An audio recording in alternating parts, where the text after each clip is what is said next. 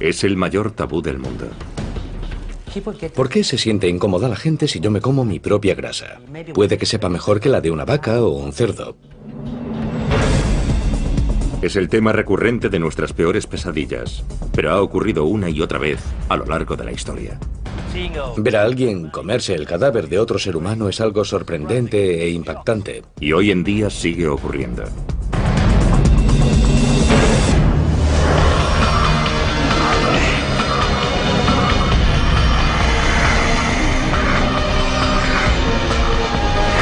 Extraños rituales. Caníbales.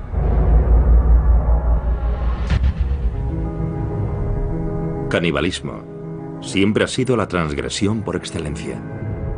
Es un viaje en el que una vez has cruzado la línea, ya no hay marcha atrás a los ojos de mucha gente. Siempre hay algo peligroso en ti. Las personas que han comido a otros seres humanos siempre nos han fascinado y horrorizado. Cuando pensamos en canibalismo, nos sentimos especialmente incómodos si pensamos en un miembro de nuestra sociedad involucrado en un comportamiento caníbal. Es mucho más cómodo pensar en alguien que hace algo así en un lugar muy lejano o que lo hizo hace mucho tiempo. Pero la verdad es que el canibalismo no forma parte solo de la historia antigua. Desde las junglas de África Occidental hasta las galerías de arte del Tokio moderno, los seres humanos siguen haciendo lo impensable y consumiendo carne humana. El término caníbal se acuñó cuando Cristóbal Colón llegó a la costa noroeste de Cuba en noviembre de 1492.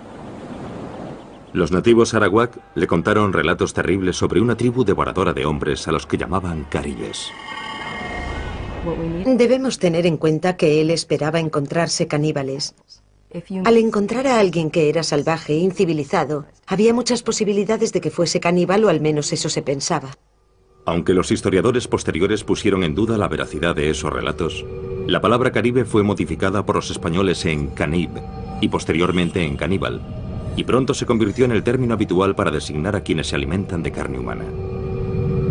3 décadas después de Colón, el conquistador español Hernán Cortés llegó a Tenochtitlán, el centro del imperio azteca.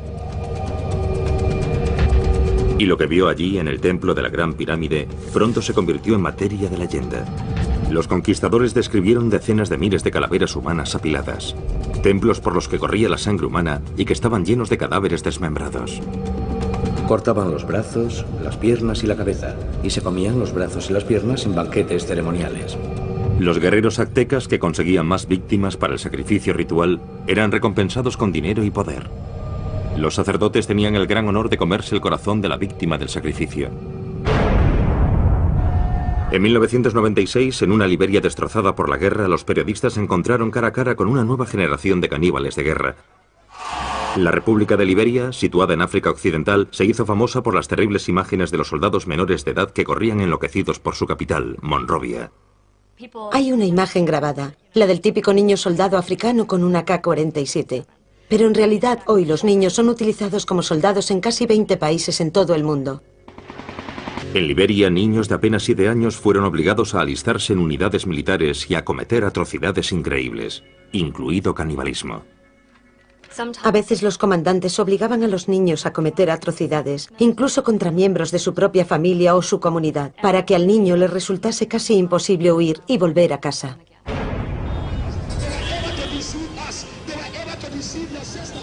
Joshua Bly era uno de los señores de la guerra más famosos de Liberia. Presume de ser responsable personalmente de la muerte de más de 20.000 hombres, mujeres y niños. Él y sus seguidores además practicaron el canibalismo. Creían que comer corazones humanos les hacía invencibles. Si me disparas no pasará nada. Si un hombre se pone ante mí con un lanzagranadas, yo me quedo allí y digo, vuelve al lanzador. Solo con un dedo, sin protección, nada. Y cuando digo vuelve al lanzador, la granada da la vuelta. Yo sabía que nada podía matarme, esa era mi idea. Unámonos en nombre de Jesús, que Dios os bendiga. Joshua Bly ahora dirige un centro de rehabilitación para ex niños soldado, muchos de los cuales lucharon con él. Durante la guerra, Joshua era conocido como el general trasero desnudo, porque estaba tan seguro de que era invencible que entraba en combate ataviado simplemente con un par de botas. Luchaba desnudo porque nuestra tradición me había concedido poderes. Según las tradiciones ancestrales de su tribu, Joshua fue elegido para ser ordenado sacerdote por el dios de su tribu, Niambe-Agüe. Tenía 11 años. Mi padre me llamó. Me cogió en sus brazos y lloró, lloró y lloró. Le pregunté qué le pasaba y me contestó: hijo mío, has nacido para este propósito. Has nacido para ser el sacerdote tradicional de esta tribu. Así que han venido a por ti. De repente, oí ruidos, oí guerreros, oí por toda la casa. Hubo bailes y gritos. Los ancianos de la aldea llevaron a Joshua hasta una enorme roca en la que vivía su dios Niambe-Agüe. Me quedé de pie ante aquella roca 3 días y 3 noches. Vi literalmente cómo la roca ascendía. Me quedé allí de pie y después la roca volvió a la tierra y giró sobre mí. Cuando miré qué había debajo de la roca, vi un enorme monstruo. Le miré a la cara y la tenía deformada. Entonces me saludó y me dijo: hijo mío, bienvenido. Le pregunté: ¿eres Niambe-Agüe? Y me contestó: sí, lo soy. Niambe-Agüe implantó depósitos de fuerza bajo la piel del niño. Le dijo que le darían poderes sobrenaturales para proteger a la aldea y para asegurar el éxito de sus cosechas. A cambio de estos poderes, Niambe-Agüe exigió a Joshua que continuase con la tradición de su tribu y realizase sacrificios humanos rituales. Me dijo que tenía muchos sacerdotes que no cumplían con las tradiciones y que tenía que matarlos. Se escogieron víctimas para el sacrificio entre los ancianos de la aldea, para que Joshua pudiese hacer las ofrendas tradicionales a Niambe-Agüe. Yo era un hombre mágico, era un superhombre. Más aún, cumplía un deber para con mi tribu, asegurarme de que estaban protegidos. En 1980, un miembro de la tribu de Joshua, Samuel Doe, derrocó al gobierno liberiano. El deber de Joshua como sacerdote de Doe era llevar a cabo sacrificios humanos. Los glóbulos blancos de las víctimas se usaban como pociones mágicas para asegurar el poder de Doe.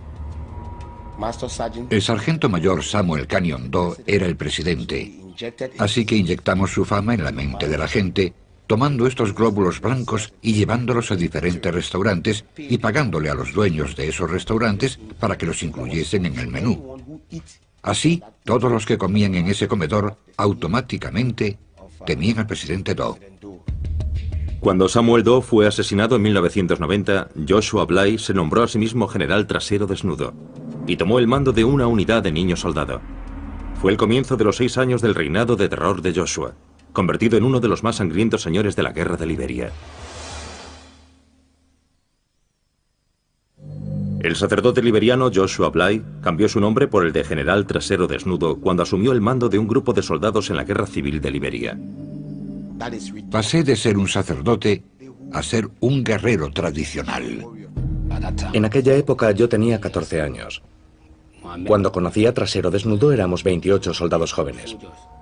Como la mayoría de los niños soldados, Sarti Bropley no decidió libremente ir a la guerra. Mi padre fue asesinado por los soldados rebeldes.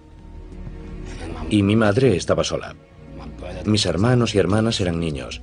Y en aquella época, si no eras soldado, no podías salir a trabajar ni conseguir comida para tus padres, que acababan muriendo de hambre. Así fue como me metí en la guerra.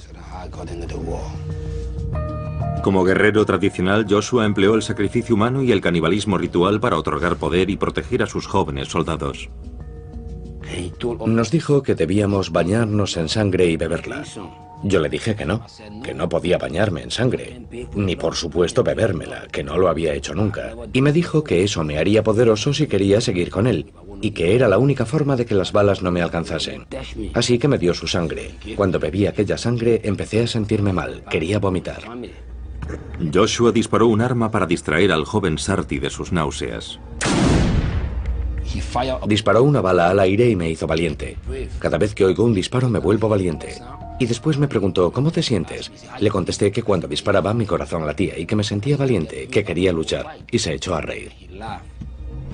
Los hombres de Joshua realizaban sacrificios humanos rituales antes de cada batalla para aumentar sus poderes y ser invencibles. Es como un toquecito al poder que ya tienes. Había que activarlo para luchar. Todo el mundo tenía un día en el que debía hacer un sacrificio humano. Llegó mi momento. Me dijo, hoy sacarás tú el corazón. Abríamos la espalda de la víctima y sacábamos el corazón, lo cortábamos en trocitos y nos lo comíamos. Si éramos 15 hombres, hacíamos 15 trozos y nos los repartíamos. Y él cogía el más grande, se lo comía, y después nos daba a los demás y todos comíamos. Y bebíamos sangre y nos bañábamos con ella. Así que yo empecé a acostumbrarme. Se convirtió en una parte de mí. Entonces, cada vez que teníamos un ataque, y era un ataque importante, antes de combatir, hacíamos un sacrificio. Y si teníamos 10 ataques el mismo día, comíamos 10 corazones el mismo día. Los soldados de Joshua también mataban y se comían a sus enemigos tras la victoria. Dicen que si una persona es un guerrero, si es espiritualmente poderoso, cuando lo matas consigue su poder. Si un enemigo fuma, no nos comemos su corazón, no sirve. Los relatos de los poderes mágicos de Joshua infundían miedo a sus enemigos. Cuando yo grito, todos los que están a mi alrededor quedan hipnotizados. Cuando despierto, abro las manos y grito. Nos dispersamos porque era muy poderoso. Trasero Desnudo llegó al frente cantando una canción tribal. Tenía un hacha en la mano y yo me sentí débil. Muchas personas declararon que Joshua era capaz de hacerse invisible a voluntad. Cuando el fuego es muy intenso, a veces desaparece.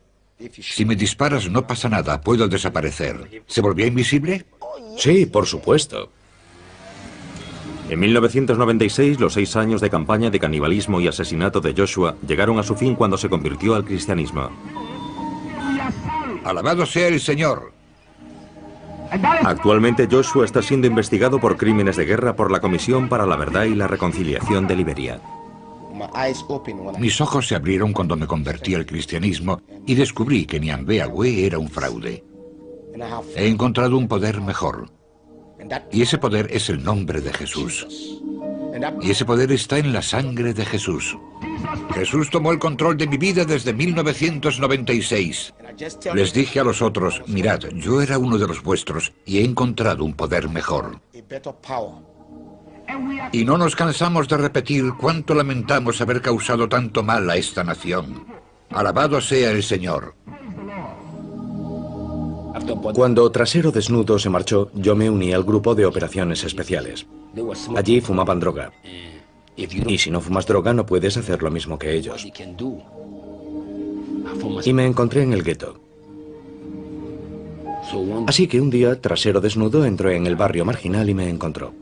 Se echó a llorar y me dijo, hijo mío, ¿cuánto hacía que no te veía? Yo contesté, sí, aquí estoy. Él me dijo, Dios te ama, quiero que abandones este gueto y me sigas. Y abandoné el gueto, y desde entonces no he vuelto a tomar drogas. Pero yo me pregunto si la sangre de Dios será capaz de reconstruir esta nación. Dejadme que os diga que esta nación tiene a Dios de su parte.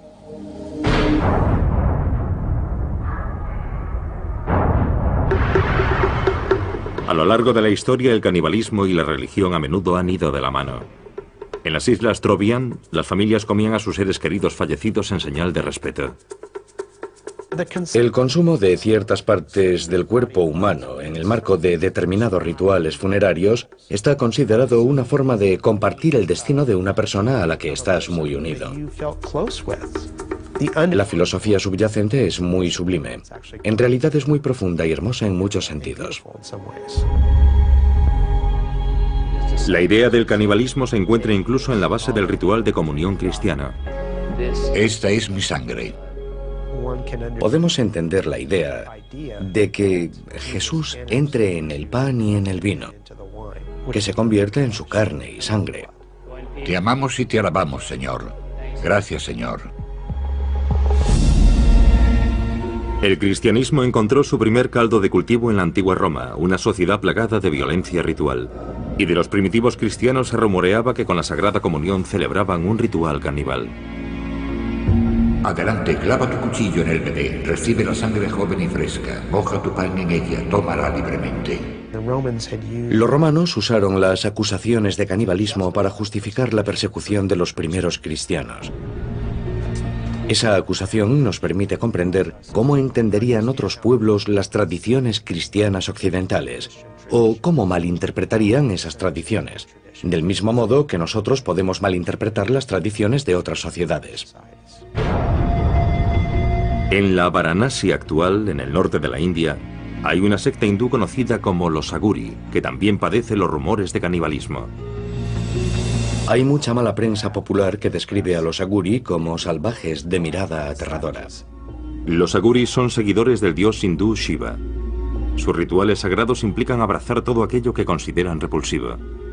Agur literalmente significa no horrible, y en realidad es un estado mental. Es un estado psicoespiritual en el que no hay discriminación ni aversión o miedo contra nada o nadie. Según las tradiciones ancestrales de los Aguri, el camino por excelencia hacia la iluminación se encuentra a través del tabú definitivo, comer un cadáver humano. Los Aguri creían que el mayor miedo que tienen los seres humanos es el temor a su propia muerte, y que este miedo es una barrera para la iluminación espiritual. Y enfrentándonos al miedo a la muerte podemos alcanzar ese estado con mayor facilidad. Pero en la India moderna la tradición caníbal de los Aguri ya no es aceptable. Las personas de mi secta comen carne y beben vino para satisfacer sus deseos, pero es por decisión propia. No tienes que comer carne para alcanzar la iluminación. Yo soy un Aguri y nunca he probado el vino ni la carne, y estoy en el camino de la iluminación. Hoy en día, para superar su aversión a la muerte y la podredumbre, los santones Aguri modernos viven en crematorios, visten sudarios funerarios y beben de calaveras humanas. La meditación Aguri puede hacerse en cualquier parte. Los crematorios son lugares tranquilos, y allí encontramos ayudas para la meditación. Los santones Aguri mantienen los templos crematorios dedicados a Shiva, el primer Aguri, y atienden el fuego sagrado, al que llaman Duni. Este Duni lleva casi 100 años ardiendo. Yo recojo la madera de las piras funerarias una vez que la familia se ha marchado. Todos los días consigo un poco. El Duni es el último eslabón que vincula a los Aguri modernos con su pasado caníbal. En un ritual de canibalismo simbólico, los santones cocinan sus alimentos en las ascuas calientes que han dejado las piras funerarias. Cocinamos en el Duni y nos comemos esos alimentos. El Duni ayuda a los santos y a los sadhus a tener una voluntad fuerte y les confiere una especie de poder espiritual. Los devotos hindúes creen que el contacto de los Aguri con las cenizas humanas les da el poder de sanar. Cuando alguien quiere curarse, toma las cenizas del Duni y las aplica a la zona en la que tienen el problema, como harían con cualquier medicina, y las ingieren. Y también se las llevan a casa y las usan ritualmente. A la mayoría de los Aguri actuales, la antigua tradición de comer carne humana les produce tanto horror como a un cristiano moderno.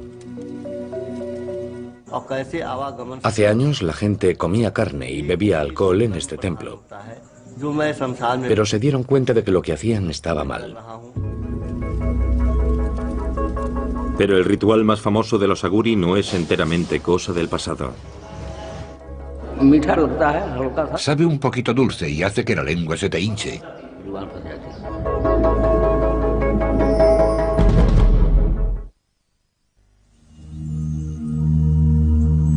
En el pasado, una antigua secta hindú conocida como los Aguri seguía una tradición de canibalismo como camino hacia la iluminación espiritual. Aunque la mayoría de los Aguri ya no practican este rito, el cineasta Sandeep Singh contactó con un santón que está a punto de llevar a cabo el ritual más sagrado de la secta y de consumir carne humana. Es un ritual secreto que se hace en aislamiento, porque en la India el canibalismo está prohibido. La gente no lo aceptaría. Sandeep contactó con un grupo de monjes tradicionales Aguri que viven en las afueras de Varanasi e intentó convencerlos para que le permitiesen grabar sus rituales secretos. Cuando hice mi película sobre los aguri, la secta más polémica de santones indios, por pura curiosidad, fue muy duro. Tardé casi un año en convencer a los aguri y otro año en encontrar a un aguri que fuese a practicar el canibalismo. Según la tradición ancestral aguri, solo es necesario consumir carne de un cadáver 1 o 2 veces en la vida como acto de purificación extrema. El santón de Sandip vivía a orillas del Ganges, río abajo desde Varanasi, la ciudad más sagrada para los hindúes.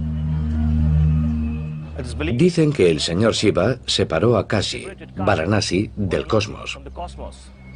Por eso, si alguien muere en Kashi, se librará de la carga de sus pecados y obtendrá el moksha, que se podía traducir como la liberación, la salvación. Los hindúes acuden desde todos los rincones del mundo hasta Varanasi para incinerar a sus seres queridos a orillas del río sagrado. Primero el cadáver se sumerge en el sagrado Ganges para purificarlo, después se hace la pira con madera. A continuación se coloca el cuerpo sobre la pira. Después el cuerpo se convierte en cenizas y las cenizas son ofrecidas al Ganges.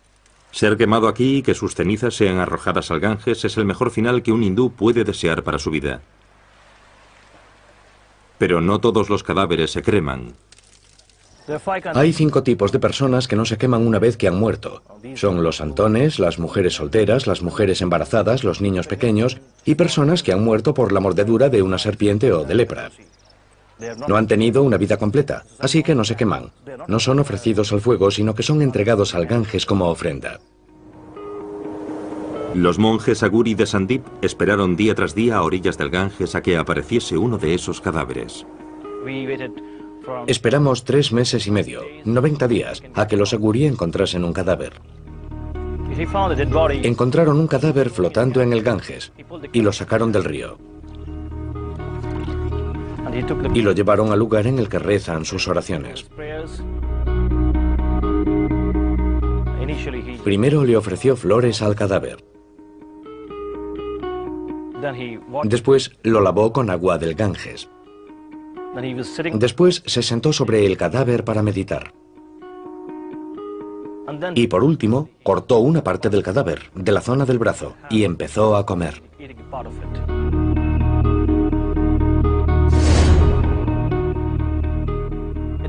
Se comió una parte. Olía mal, olía fatal. Ver a alguien comerse un cadáver de otro ser humano es algo sorprendente e impactante. Algo que a mí personalmente no me gustó. Pero después lo comprendí, cuando supe la lógica y las razones que estaban tras ese ritual.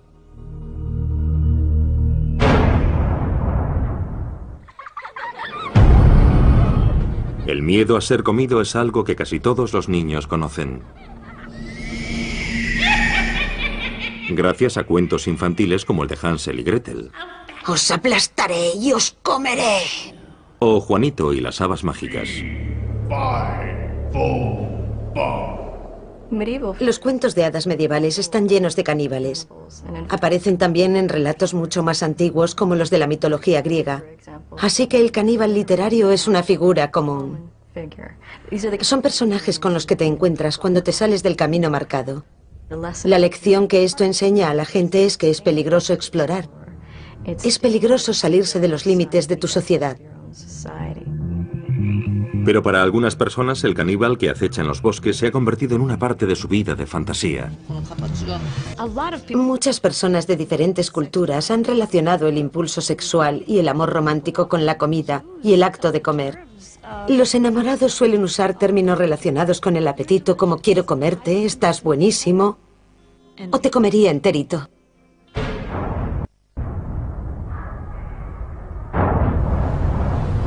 El deseo sexual siempre ha sido uno de los impulsos más fuertes de la humanidad y ha llevado a muchas personas a descubrir las partes más oscuras de su imaginación. Sí, cuando me gusta alguien, quiero ver a esa persona lo máximo posible y olerla, besarla, lamer su piel. Y siguiendo esa línea, para mí es muy natural desear comer su carne. En París, en 1981, Issei Sagawa hizo realidad sus fantasías caníbales cuando mató y se comió a una compañera de clase, Renée Hartebel. Disparó a Renée en la nuca con un rifle del calibre 22 cuando ella rechazó sus proposiciones. Después procedió a desmembrar e ingerir partes de su cuerpo. 2 días después, cuando intentaba deshacerse de su cadáver mutilado en un parque, fue detenido por la policía francesa. Los tribunales franceses le declararon incapacitado mentalmente y hoy vive en Tokio y es un hombre libre.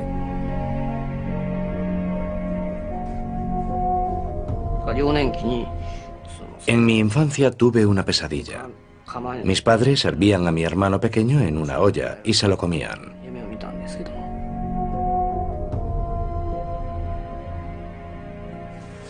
Mis padres y mi hermano son gente normal, así que todavía no entiendo por qué yo soy el único que tenía esa extraña obsesión con el canibalismo. No lo entiendo. Y me gustaría averiguarlo antes de morir. Como había matado a una chica y me la había comido, creía que nunca podría volver a salir con nadie. Pero la primera carta que recibí en la cárcel francesa fue de una alumna de un instituto japonés. La segunda carta fue de una mujer francesa de unos 30 años que me decía que yo era una víctima de una sociedad dominada por los hombres. Me sorprendió. Siempre me he preguntado por qué les fascinaba tanto. Todavía no sé cuál es la razón. Si yo no fuese un criminal, sino una persona normal, nunca me acercaría a un criminal como yo. Issei ha sido protagonista de programas de televisión, reportajes de prensa, páginas web y canciones de rock. Pero a pesar de la fascinación de la opinión pública con su crimen, en su vida diaria Issei es tratado como un proscrito. Incluso en mi propio barrio, cuando la gente se entera de quién soy, me ignoran completamente si los saludo por la calle. Es un odio total. Sé que es algo natural, pero sigue siendo duro. Por supuesto, antes de pensar en mi vida, debo pensar en René y en su familia. Ellos sufren un dolor terrible. Si yo me encontrase en su lugar, si mi hija hubiera sido devorada por un hombre pequeño y de cara amarilla, creo que realmente no podría soportarlo. Incapaz de encontrar trabajo, Issei dedica sus días a explorar su obsesión por el cuerpo femenino en sus dibujos y pinturas. Desde muy joven, siempre me he sentido atraído por las mujeres occidentales. Y todo comenzó con Grace Kelly. Empecé a comer por las nalgas, así que estoy obsesionado con las nalgas. Vi una foto como esta y no pude resistirme a dibujarla. Prefiero las nalgas a los pechos, pero estos me parecieron bonitos, así que los dibujé. A la hora de comer, los pechos son todo grasa y realmente no son comestibles. Esta es la señorita Aya Ueto. Es muy popular últimamente. No solo quiero comérmela, sino que creo que es una actriz con muchísimo talento. Y todavía es joven. Más de 20 años después de que su crimen conmoviese al mundo, Issei se ha hecho famoso entre un público completamente nuevo, a través de una exposición en una galería de arte.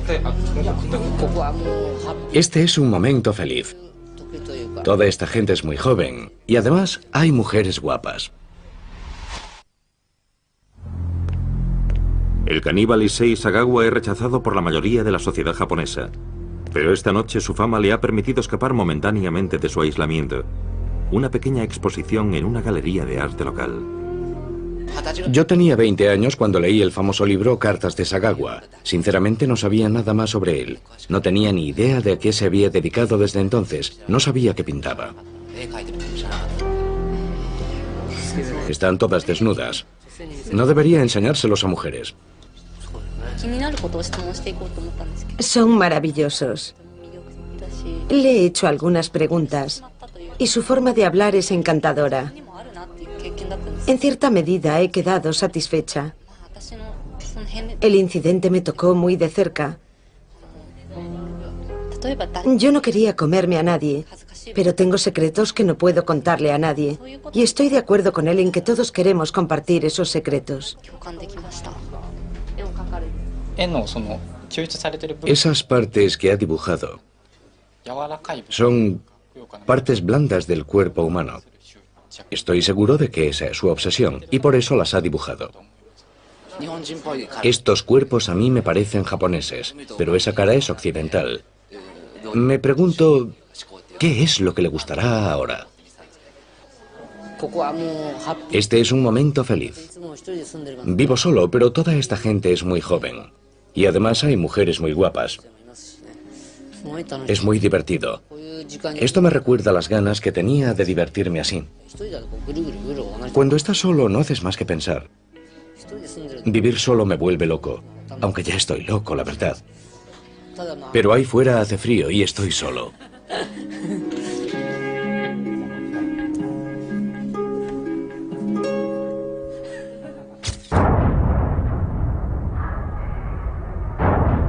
Los seres humanos se han sentado cómodamente en lo alto de la cadena alimenticia durante siglos. Así que es natural que uno de los mayores tabúes que rodean al canibalismo sea nuestro miedo a convertirnos en una fuente de alimento. Si llegásemos a considerarnos carne, comida, acabaríamos con la idea de que somos especiales. Y eso chocaría con cualquier noción de lo que significa ser humano. Desde el siglo XIV, cuando los marineros náufragos echaban a suertes quién sería el primero en servir de alimento, hasta el accidente aéreo de 1972 en los Andes, circunstancias extremas a lo largo de la historia han obligado a diferentes personas a superar el mayor tabú de todos y a ver al prójimo como comida. Este tipo de situaciones llega al corazón de las personas cuando se enteran de ellas, porque hay un miedo primario a dos cosas. Una, a encontrarse en una situación en la que tienes tanta hambre que no te queda otra alternativa que comerte a alguien que conoces. Y dos, a que te coman. Desde el asedio de Jerusalén en el año 70 después de Cristo al sitio de Leningrado durante la Segunda Guerra Mundial, las poblaciones hambrientas se han visto obligadas a alimentarse de los muertos y de los vivos. En Leningrado, los cadáveres abandonados eran convertidos en carne para consumo, y los niños desaparecían misteriosamente. Al final, la policía se vio obligada a formar una división dedicada únicamente a perseguir casos de canibalismo. Los asesinos cumplen su condena y vuelven a la sociedad. El canibalismo es diferente porque es la transgresión de una regla social profundamente arraigada. Es algo con lo que las personas se sienten permanentemente incómodas. En la década de 1840, en el oeste americano, el famoso grupo de inmigrantes conocido como Donner Party recurrió al canibalismo al quedar atrapado en la nieve, en las montañas de Sierra Nevada. Cuando James Reed llegó con el grupo de rescate, le horrorizó lo que vio. Sus camaradas supervivientes, rodeados por los restos de su atroz festín, parecían más demonios que seres humanos. Estos inmigrantes atrapados en la nieve intentaron por todos los medios evitar canibalizar a sus muertos. Estas personas hambrientas llegaron a describir cómo comían en platos de porcelana y usaban cuchillos y tenedores para mantener cierta apariencia de civilización. La gente está más cómoda si ve a los caníbales como salvajes, porque nadie quiere pensar que sería capaz de entregarse a ese tipo de comportamiento.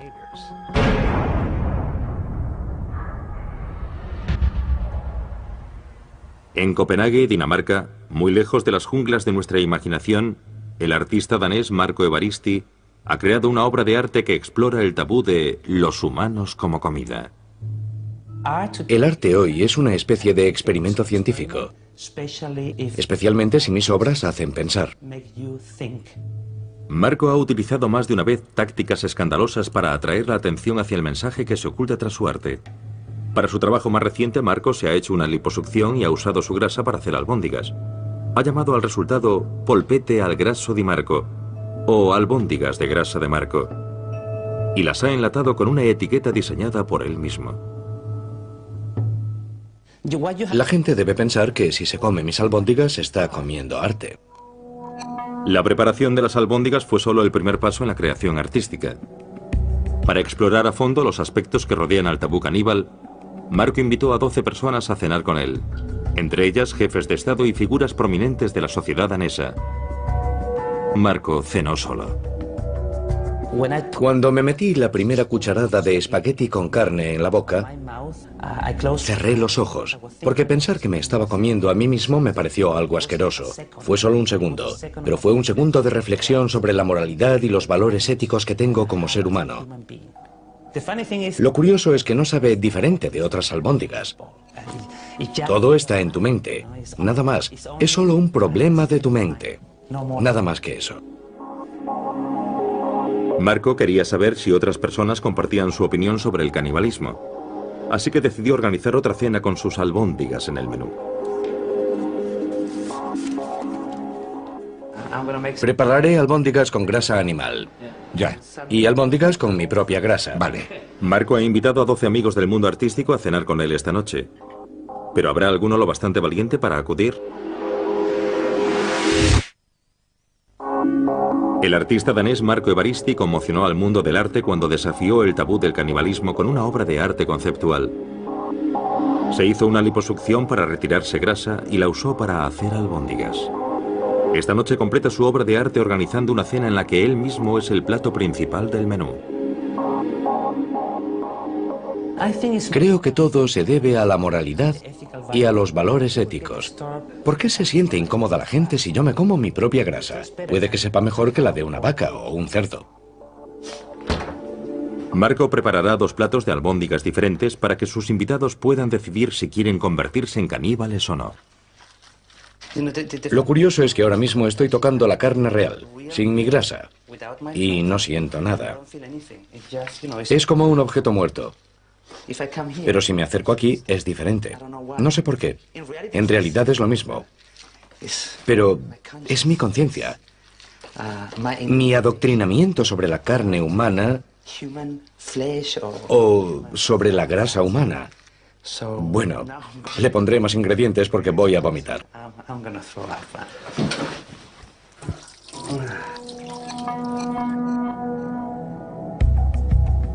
Marco ha invitado a 12 amigos del mundo del arte a tomar parte en su experimento sobre el canibalismo.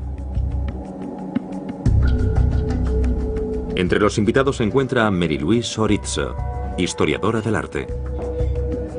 Tenemos una representación amplia de personas. Marco los conoce un poco a todos. Son personas con las que creo que todos nos podemos comparar. Así que será interesante ver quién cenará qué esta noche. El elemento central de la velada artística de esta noche serán las albóndigas preparadas con la grasa corporal de Marco.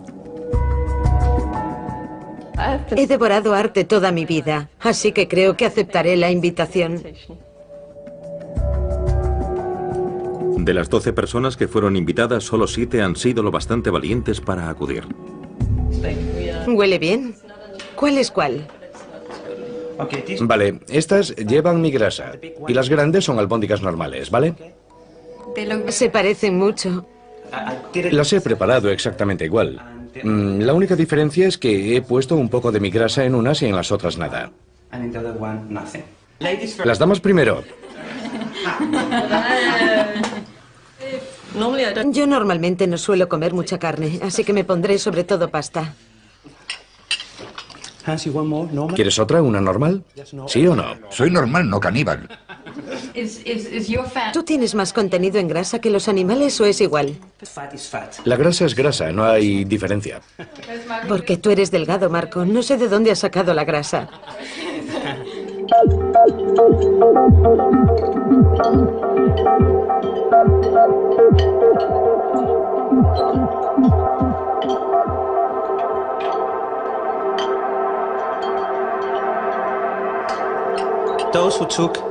Los que habéis tomado albóndigas con mi grasa deberíais probar una de las otras e intentar explicar la diferencia que hay entre ellas. Creo que es un buen experimento.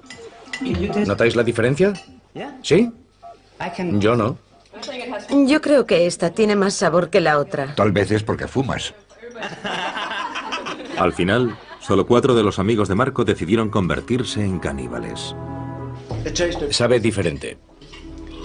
Seguro. Si piensas en todo lo que comes cada día, vacas, cerdos y pollos, no puede ser tan horrible. Antes de venir tenía clarísimo que no comería su grasa porque me parecía un asco. Pero cambié de opinión cuando vi la comida. Porque el aspecto que tiene la comida es muy importante. Quiero decir que también comemos con los ojos.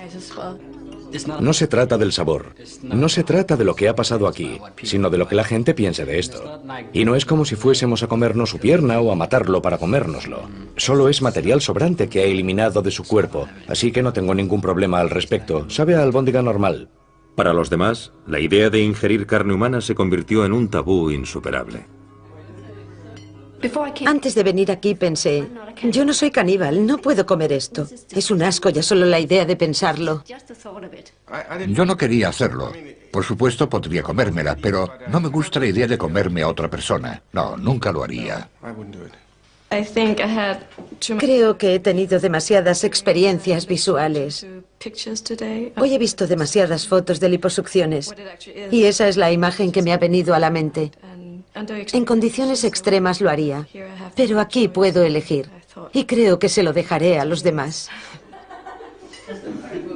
Hablamos de diferencias culturales, de si alguien debería comer algo o no debería comerlo para sobrevivir, y sobre arte. Creo que con esto la gente pensará un poco más, y la próxima vez que vayan al supermercado quizás sean más conscientes de lo que se llevan del supermercado. El canibalismo ejerce una fascinación especial sobre nuestra sociedad, porque es uno de los últimos tabúes. Es una de las últimas zonas prohibidas. Nos cautiva porque siempre encontramos fascinante lo prohibido. Desde que la humanidad existe, el canibalismo nos ha fascinado y espeluznado a la vez. ¿Seguiremos contemplando con horror a quienes recurren al canibalismo para obtener placer sexual, poder militar Cuando era pequeño, e inspiración espiritual? Pero si usted se encontrase ante la posibilidad